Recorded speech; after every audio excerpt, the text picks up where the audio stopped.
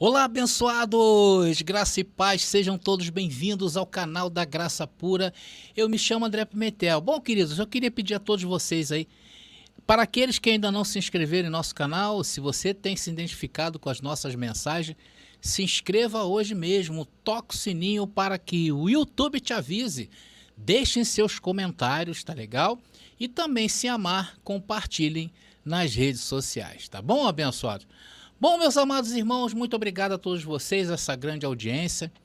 Hoje nós vamos bater um papo muito importante sobre um período bíblico chamado de transição. Foi a transição entre a antiga aliança, a era presente, e a nova aliança, a era futura. Como essa imagem que está aparecendo para vocês. Que para nós, preteristas completos, se deu entre o levantar do ministério de Jesus de Nazaré e foi até o ano 70 do primeiro século, da primeira era cristã. Um período ali aproximadamente de 40 anos, o tempo de uma geração que Jesus falou por várias vezes quando esteve vivo. E o fato mais marcante que houve foi a destruição do templo. E isso também Jesus falou lá em Mateus capítulo 24, versículo 2, quando a cidade de Jerusalém foi tomada, na guerra judaico-romana ali do primeiro século. Então, todo o acontecimento que houve nesse período foi conhecido como o fim dos tempos, ou o fim de uma era, ou o fim da velha aliança, até o dia do juízo final, um julgamento que estabeleceu o reino eterno de Deus neste mundo. Enquanto que para o sistema religioso, esse mesmo período de transição se estende até os dias de hoje, pois eles ainda esperam um acontecimento da segunda vinda de Jesus, e assim vai haver o juízo final, depois Deus destruirá a terra, e aí sim vai entrar o reino de Deus no mundo.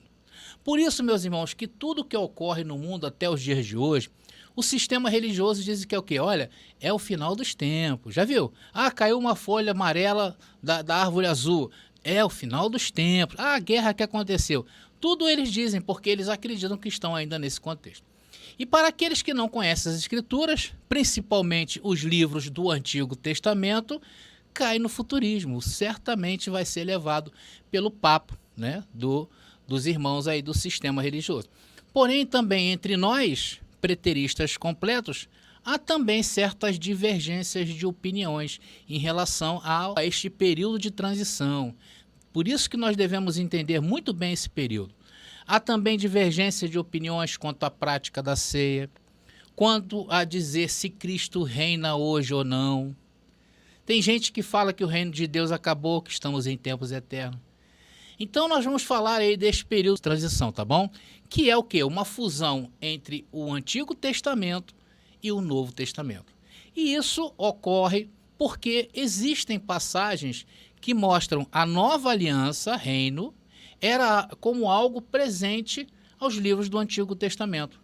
Enquanto há outras passagens na Bíblia que inevitavelmente falam de uma consumação futura, pendente de acesso à nova. Há promessas que são cumpridas pelo sacrifício de Cristo na cruz, enquanto outras ainda são futuras, na perspectiva dos autores do Novo Testamento. Por isso que gera, irmãos, essa diferença de pensamentos entre os irmãos, Então nós vamos apresentar a partir de agora nessa mensagem, nesse papo, alguns desses temas aí que geram discussões. E eu vou colocar aí aquilo que eu penso sobre essas interpretações, tá bom? Então o primeiro ponto polêmico dessa mensagem é responder quando de fato foi estabelecido o reino de Deus no mundo ou quando começou a nova aliança. Irmãos, veja que nessa pergunta nós temos dois períodos. Um é quando começou e o segundo é quando foi estabelecido. O fato, meus queridos, enquanto o símbolo central do antigo pacto estivesse de pé, ou seja, o templo, o reino de Deus ainda não tinha sido estabelecido, porém já havia começado. Então ele começa justamente quando Jesus anuncia e entra em Jerusalém. Ali começa o início, dá o start, mas não realizado, não estabelecido. Aqui talvez seja a chave de toda essa questão. Por exemplo, ao estabelecer a ceia, tá, irmãos? A ceia. Quando Jesus estabeleceu a ceia, que para nós foi até ser estabelecido o reino de Deus, que foi no ano 70, e não quando ele entra no mundo, Jesus anuncia a nova aliança, como diz ali, Marcos capítulo 4, versículo 34. Nós encontramos mais referências aí em Hebreus capítulo 7, versículo 22 e também no capítulo 8, versículo 6. Jesus, neste ponto, torna a nova aliança superior à antiga. Hebreus 7, 22. E o seu ministério maior que a lei de Moisés. Hebreus capítulo 8, versículo 6. Porém, o fato é que ainda não tinha sido estabelecido plenamente o reino de Deus. Por quê? Porque o templo ainda estava de pé. Então o templo era um entrave para se estabelecer, para que se chegasse, como nós dizemos, à plenitude dos tempos. Então a nova aliança não apenas foi inaugurada, mas a obra expiatória de Jesus foi concluída. O propósito das alianças antigas e novas, o que é? É estabelecer uma relação povo-Deus. É isso que veio trazer tanto a antiga aliança como a nova aliança. É estabelecer essa relação que não tinha no Antigo Testamento e passaria a ter no Novo Testamento. Ainda mais o simbolismo que houve consequentemente à morte de Jesus, que vocês sabem qual é, né? Que diz que o véu do templo se rasga. Então ali começa a ser o quê? Mudado o tempo. É como se fosse uma chave, a chave virou. O fato, meus irmãos, é que os autores do Novo Testamento, eles se identificavam, isso é claro nas leituras que a gente faz aqui neste canal, eles se identificavam como vivendo nos últimos tempos. Eles viviam o final da primeira era, ou do Aion, como destaque aí em 1 João capítulo 2, versículo 18. E nós podemos também encontrar essas referências aí nesses versículos que eu estou deixando para vocês aí, tá bom, abençoado? Então esse reconhecimento desses autores do Novo Testamento, como incluídos no fim dos tempos, descarta totalmente a ideia de que nós, os que vivemos hoje, no futuro para eles, possam estar nos últimos dias. Seria, irmãos, uma total contradição e um ataque contra as palavras dos livros do Antigo Testamento inspirados. Por isso, irmãos, que eu falei no começo, que o povo que embarca no futurismo é porque não conhece o Antigo Testamento, não conhece a linguagem das profecias hebraicas, que é poética, não sabe. Me desculpe, mas, irmão, você foi enganado. Essa é a grande verdade. Então, pelos escritos do Novo Testamento, eles não se reconheciam como dentro do próximo século. Esta era uma esperança futura para eles, porém sempre próxima e até iminente. Por que eu estou falando isso? Porque desde que se inaugurou o velho pacto em Moisés, até o surgimento de Jesus de Nazaré, durou 1.600 anos, se não me engano, tá? Então esse povo que viveu nesses dias, viviam sim a expectativa, né? Eles não se incluíam na era futura, mas eles tinham essa expectativa que algo próximo e iminente iria acontecer. Isso nós encontramos aonde? Nas profecias do Antigo Testamento, nas escrituras do Antigo Testamento, que nós deste canal temos trazido várias e várias vezes. Então, quando se lê os textos bíblicos sem esse entendimento, gera sim, de fato, essa ambiguidade de pensamentos. Tá? Por isso que às vezes abençoados têm um posicionamento, o outro tem outro, por causa justamente desses nuances aí que eu estou passando para vocês, super importante. Tá? Então a primeira impressão pode ser um pouco mais confusa. Tá? É tanto uma realidade anunciada, estabelecida, como uma realidade próxima. O que eu quero dizer com isso? Vai aparecer aí Mateus capítulo 4, versículo 17. Veja o que Jesus diz sobre o reino. Ele diz que o reino dos céus está próximo. Em Lucas capítulo 16, versículo 16, Jesus já diz que ele está tão próximo que todos tentam forçar a sua entrada nele, mostrando que o reino já estava presente, né? Uma realidade próxima. Algo que está informando, né, aí uma realidade anunciada e estabelecida como também uma realidade próxima. Já existem passagens que mostram que ela estava muito presente, que dava para tocar o reino de Deus. Eu estou mostrando para vocês as perspectivas do reino de Deus enquanto Jesus estava vivo. Então deu toda essa ideia. E as pessoas, por não saber entender esse tempo, elas criam, né, criam até filosofias novas de vida, ou então filosofias antigas, como o pessoal do sistema religioso. Então há passagem que mostra que ela estava muito presente também, que dava para tocar, como é o caso de Mateus capítulo 12, versículo 28, dizendo, olha, então chegou a vocês o reino de Deus. Lá em Lucas capítulo 17, versículo 20 e 21 também, olha, porque o reino de Deus está entre vocês. E existe também, irmãos, uma terceira perspectiva, como algo que ainda há de ser inaugurado, ou seja, no futuro. Então, dentro do mesmo texto, você consegue ter essas três perspectivas. Veja no futuro, olha, Mateus capítulo 6, versículo 10, que é a famosa oração do Pai Nosso. Diz ali, ó, venha o teu reino. Ué, como é que venha se já está? Ué, como é que venha se já tem gente forçando a entrada? Então, essas perspectivas levam as pessoas a erros, porque ela não conhece o tempo. Esse é o tempo da transição. E até mesmo, irmão, uma quarta perspectiva, nós podemos dizer, hipoteticamente, né, que a tradução do grego para o aramaico, porque o aramaico é a língua em que essas palavras foram pronunciadas, né, expressões como o reino de Deus está próximo, seriam então entendidas como mais precisão, como o reino de Deus veio. Então essa é uma outra perspectiva. Mas o fato, meus irmãos, é que essas questões, elas geram realmente divisão de pensamentos. Mas o fato hoje é que está estabelecido, tá bom? Hoje é fato, o reino de Deus está estabelecido.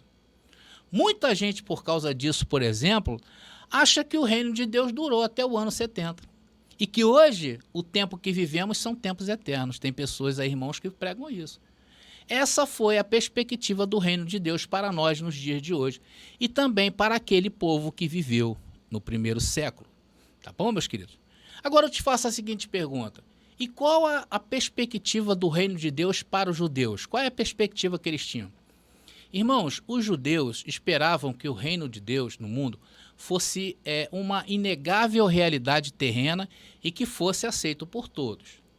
Uma derrubada óbvia e de toda a ordem mundial, onde Israel se sentaria no trono e governaria as outras nações com maior poder do que os babilônios e outros grandes reinos do passado. Então eles imaginam o reino de Deus como algo presente no mundo, tá? Como eles exercendo sendo a cabeça do mundo. Então isso eles se baseiam, né, abençoado? Se você ler lá, por exemplo, Daniel capítulo 2, versículo 44, você consegue ver isso ali, olha, diz ali o texto, Deus dos céus estabelecerá um reino que jamais será destruído e que nunca será dominado por nenhum outro povo. Então essa era a perspectiva dos judeus, tá? Mas Jesus, contrariando todas essas profecias e as colocando em seu devido lugar, Jesus ensinou que o reino dele veio de uma maneira diferente, porque o reino de Deus não é um reino visível, mas espiritual. O próprio Jesus declarou lá em João 18,16, ele disse, né, que o reino dele não é deste mundo. Em contraste com as preocupações materiais da natureza física do homem. Aí é uma crítica aos judeus que esperavam o reino de Deus vir com aparência visível, né? Então, por isso que ele se preocupava com essas aparências, essas coisas naturais do homem. Comida, roupa, abrigo. E Jesus, quantas vezes exorta, né, a buscar esse reino de Deus e a sua justiça.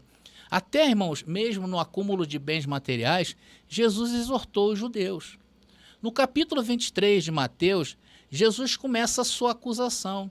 Os fariseus estão sendo acusados de conduzir o quê? Uma espiritualidade cínica e corrupta em busca do próprio benefício e exaltação própria. E hoje, irmãos, sinceramente, isso se parece muito com o que o cristianismo tradicional faz com quem frequenta suas denominações, não é verdade? E a gente fala isso com propriedade, tá, irmãos? Porque nós viemos de lá. Então, ao praticar e difundir esta forma de espiritualidade, eles amarram fardos pesados e difíceis de carregar e os puseram nos ombros dos homens, como, por exemplo, a segunda vinda de Jesus, como, por exemplo, a questão do diabo, a própria questão do inferno. Então, isso tudo formou uma espiritualidade falsa. E outras várias e severas acusações que Jesus fez ali à cúria judaica lá do primeiro século. É só vocês lerem Mateus capítulo 23, tá bom? Agora, Paulo também diz sobre o reino dos céus em contraste com o terreno. Ele fala lá em Filipenses capítulo 3, versículo 20, a nossa pátria está no céu. Também lá em Efésios capítulo 2, versículo 22, diz que em quem Cristo, também vós, juntamente sois edificados para a morada de Deus no Espírito. Então isso aí está aludindo ao fato de que o reino de Deus é espiritual. João também é identificado como um parceiro no reino junto com as igrejas da Ásia. Nas palavras que ele falou lá em Apocalipse capítulo 1, versículo 9, ele fazendo uma saudação às igrejas lá da Ásia. Olha só, diz ali o texto, olha. E companheiro de vocês no sofrimento, no reino e na perseverança em Jesus. Então, o próprio João se identificou ali como sendo um parceiro do reino junto com as igrejas da Ásia, tá bom? Então, essas coisas, irmãos, que a gente tem que entender muito bem, essas características, essas perspectivas de relação a tempo, transição, essas coisas acabam gerando muita confusão. Então, por não entenderem o tempo da transição, por ignorarem os escritos do Antigo Testamento, por isso que muitos dizem que Cristo já veio, que Cristo já não reina mais, né? Cristo entregou o reino para Deus e Cristo simplesmente pegou a viagem e foi para outro planeta. Outros ainda dizendo que o reino de Deus acabou. Existe aí abençoados que pregam que o reino de Deus acabou. Então, pelo lado do sistema religioso, nós já encontramos outros tipos de confusões, né? Eles lá no sistema religioso, eles ainda estão jogando fardos pesados nas costas dos irmãos que não conhecem a parúzia, não conhecem o que é a vinda de Jesus. Então, existe uma ideia, esse período de transição, existe uma ideia que culmina na nossa mente, que é já, mas ainda não. Entendeu? Já, mas ainda não. Em relação ao reino de Deus. Naqueles dias, e por incrível que pareça, nestes também. Porque se nós formos olhar para o sistema, vamos olhar eles ainda com problema em relação ao reino de Deus, não aceitando, estão vivendo ali um judaísmo falso, uma falsa espiritualidade, algo sem contexto bíblico, né?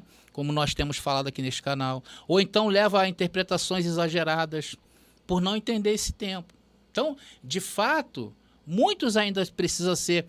o reino de Deus precisa ser estabelecido. Não que ele não seja de fato, tá, irmãos? Ele de fato está estabelecido. Mas uma coisa é estar estabelecido, que é fato, é verdade. Outra coisa é você ter conhecimento que ele está estabelecido. Então a ideia de já, mas ainda não, é esta uma realidade presente, mas com a expectativa de um cumprimento futuro. Porém, não se deve perder de vista que o que era aplicável para a primeira metade do primeiro século depois de Cristo pode não ser hoje.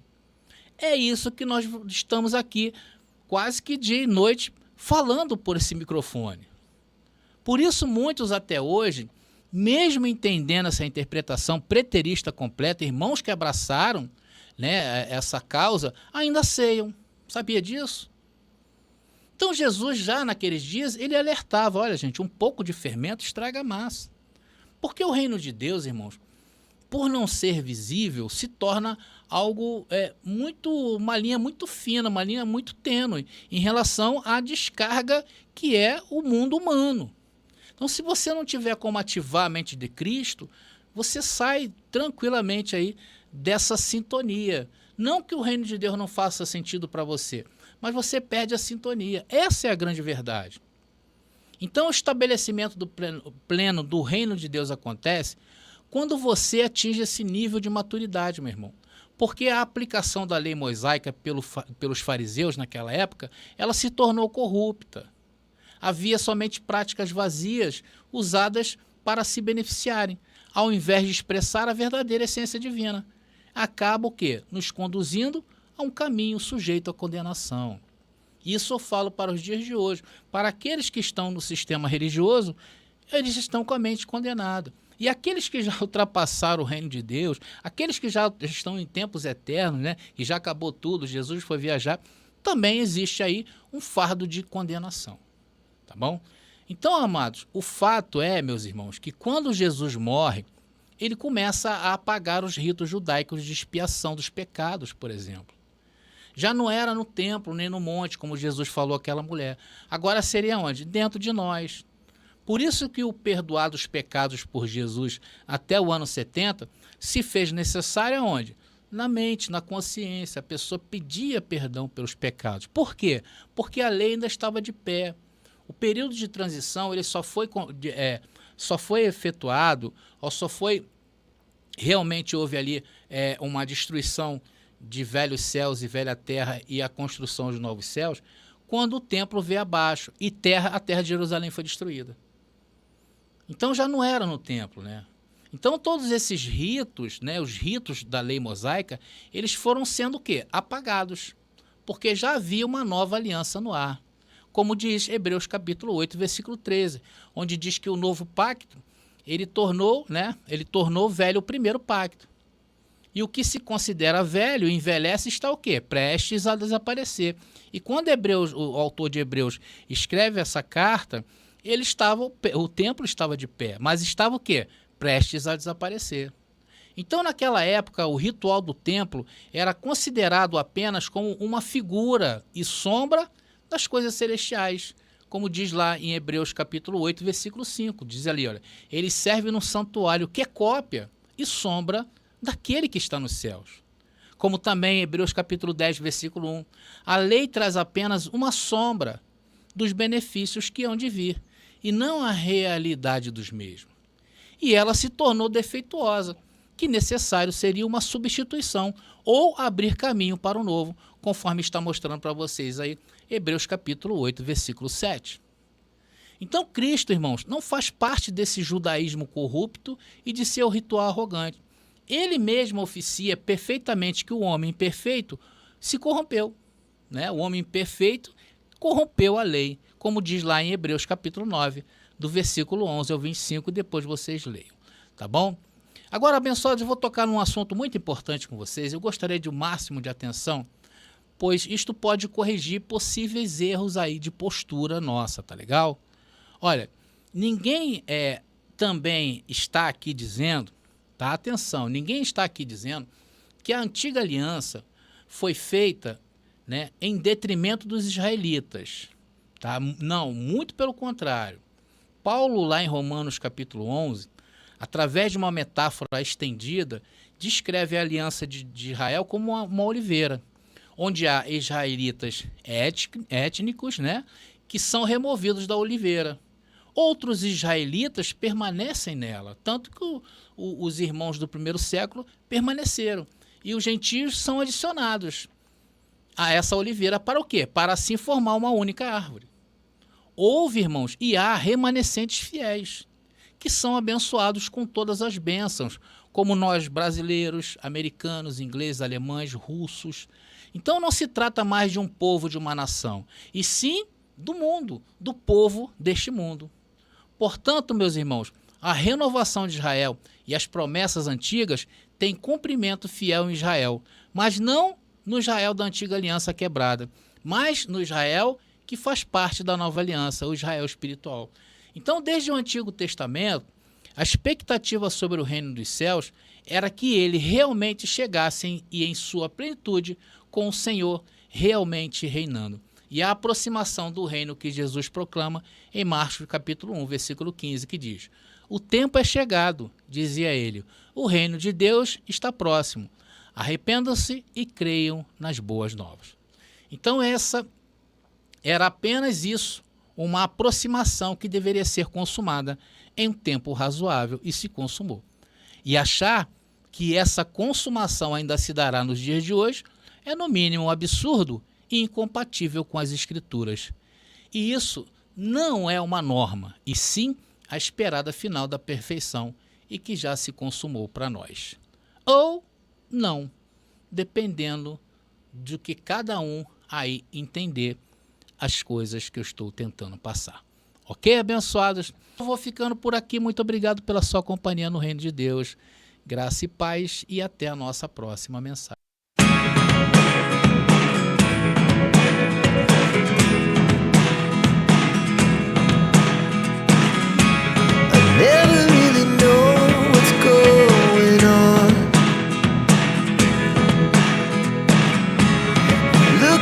Sometimes like all you want to do is run. Hear me out, it's all the things you know. Descubra a verdade com o lançamento do livro revolucionário Apocalipse, a verdade revelada, de André Pimentel. A primeira obra de interpretação preterista completa na língua portuguesa e que desafia séculos de interpretações, revelando que os mistérios profetizados já se cumpriram no ano de 70 depois de Cristo. Não é apenas um livro, é uma jornada transformadora que redefinirá sua visão sobre a história e a fé. Disponível agora. Para adquirir, contate-nos via WhatsApp no 21 9 79 87 46 68. Não espere mais. Embarque nessa descoberta e permita que a verdade altere sua vida.